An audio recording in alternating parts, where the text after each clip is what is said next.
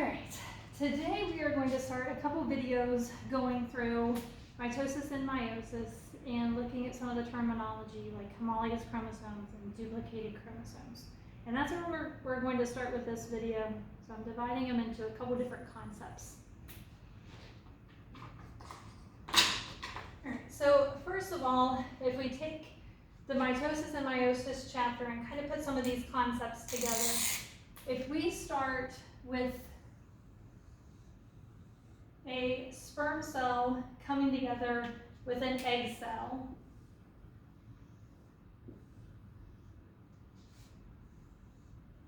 okay, so if we have an egg here, let's say that this egg, make this just a little bigger in the nucleus, and we're just going to look at two chromosomes. So let's say we're looking at chromosome number 1 and chromosome number 2. I'm going to draw them just slight different links to indicate that they are different chromosomes. So we're going to say that this is chromosome 1.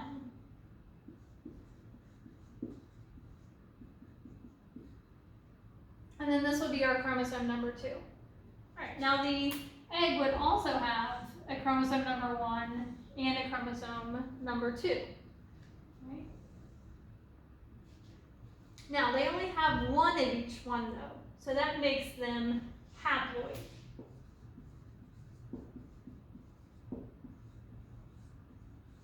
Okay, so it has one chromosome 1, and it has one chromosome 2.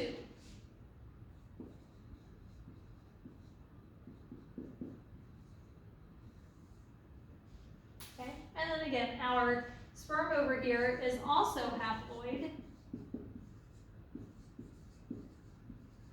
It has one chromosome 1, and it has one chromosome number 2.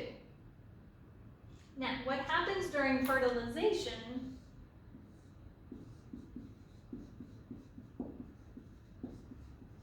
is, of course, an egg and a sperm to come together, and that creates what is called a zygote.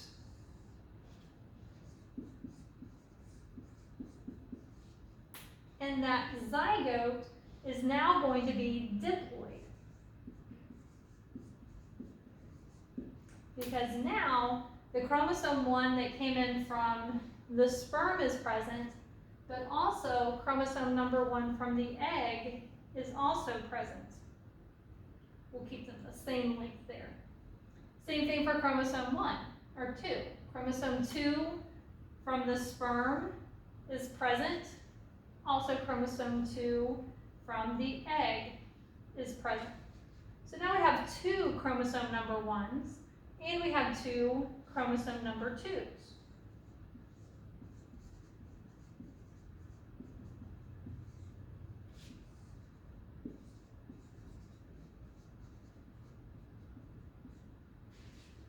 So now we say that this cell, again, is diploid because it has two chromosomes here, and we now have homologous chromosomes. And homologous chromosomes are similar. We get one set from our mom and one set from our dad. So this set here of chromosome number 2, we call these homologous chromosomes.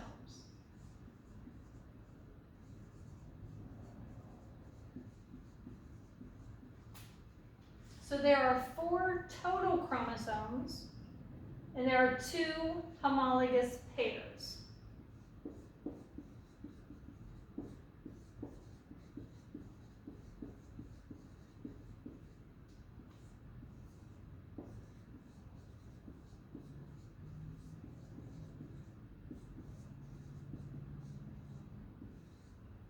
Okay, because again, we have 2 chromosome 1s, 2 chromosome 2s. They're not completely different chromosomes. They have very similar genes and carry out very similar functions. And that's what allows fertilization. We have to have homologous chromosomes or fertilization cannot take place. All right, now let's take this term of homologous chromosomes and also talk about a different type of chromosome, duplicated chromosomes. Okay, so this is the cell that we have down here. And just to keep our board space in the same area. I'm going to get rid of our egg and sperm at this point.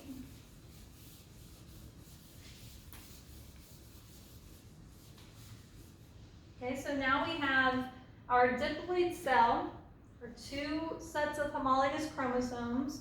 And now let's say this cell is getting ready to go through interphase.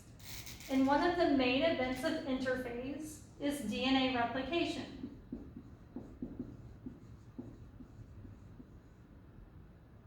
Okay, so specifically the S phase of interphase is where DNA replication occurs. And we talked about DNA replication for our last test. That's where the 2 strands of DNA separate and enzymes make complementary new strands. So we have 2 DNA molecules made from one, and they are identical copies. Okay, so that's going to happen for all 4 of our chromosomes here. Okay, so inside the nucleus, okay, our chromosome number 1 that came from the sperm is going to make an identical copy. Okay, well that copy doesn't just float off. Instead, it remains attached to the original strand at a point called the centromere.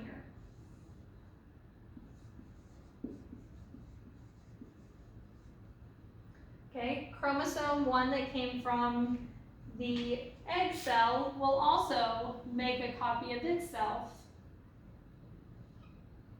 and they remain attached at the centromere.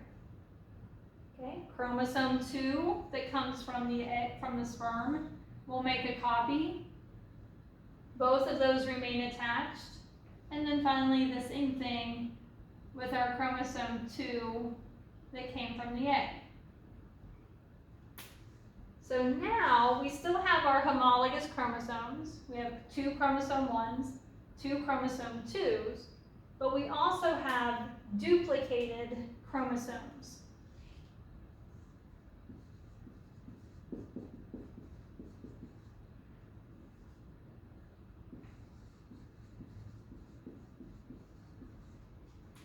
And this duplicated chromosome, to give another term so we know that there are now 2 DNA molecules attached together, each part, so each DNA molecule that makes up a duplicated chromosome is termed a sister chromatid.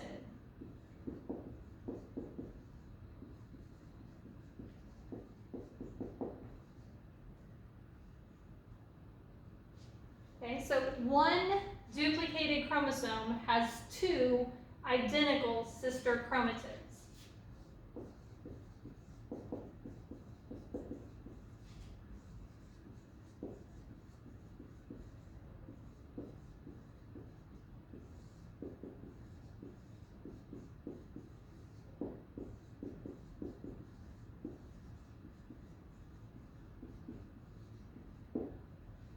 Okay, so we have now 4 duplicated chromosomes, so still 4 chromosomes, but they're duplicated, so we have 8 sister chromatids.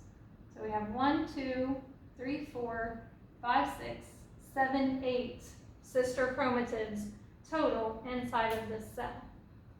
And now mitosis or meiosis will then divide and separate these chromosomes into daughter cells. And that's where we'll pick up next time.